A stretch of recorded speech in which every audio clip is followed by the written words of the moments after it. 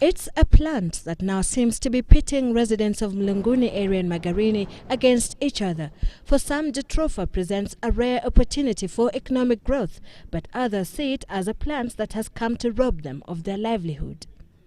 Kenya Jatropha Energy Limited, owned by an Italian company, proposed clearing 50,000 hectares in Dakatcha area, home to Giriama and Wata tribes, to develop a plantation for this biofuel crop. The community's reaction to the proposal was mixed. Number 60 ya katiba article 3 inasema ardhi ya jamii, na hata kama nimekosea upande huo ndio unasema ardhi ya jamii isifanywe jambo lolote ila kwa niaba ya jamii wenyewe kwa pamoja. Kwa hivyo nikiwa nanyang'anywa hatujafuata katiba. Sahi sina mamlaka na huu msitu. Manake ni niondoke bila kuaga. Kwa upande wangu sina sababu ya kuipinga. Naona inafanya vizuri upande wangu. Maana tunafuata wale ambao ni wasomi, wamefanya study ya climate changes. Kwa hivyo kama tunawafuatilia wao na wao wamepewa nafasi ya kusimamia jambo kama hilo, na nakumbuka kwamba hawawezi kutumislead. The Dakatcha woodland, which spans 32,000 hectares, has reportedly been earmarked for the plantation. This despite the forest having been classified as a biodiversity hotspot, home to some of the world's endangered bird species.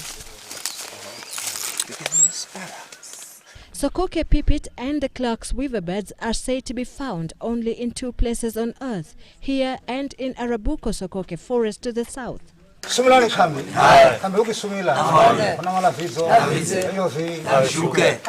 The damage to the ecosystem, according to a section of the community, will be irreparable if the project takes off.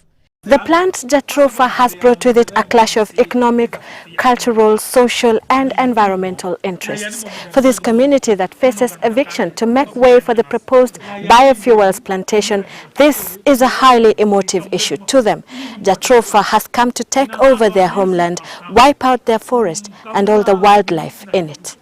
72-year-old Kazungu Ngumbao is a renowned herbalist in the area. The forest has been his garden of herbs for the myriad of diseases he claims to cure. Ikilimwa hapa tutaipata wapi? Na miti yote ya kutibia iko hapa msituni. The Municipal Council of Malindi, however, says it has not given the proposed project a green light. No land has since been allocated to anyone for that particular purpose. Some of the residents tried out the crop ahead of the approval of the Kenya Jatropha Energy Project.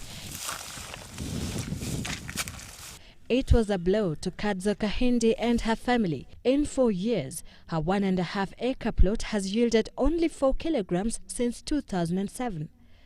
Sasa nilipoambiwa huo mti huu mjatropha uko na maana kushinda mnanasi, nikaacha mnanasi nikaangalia huu mjatropha.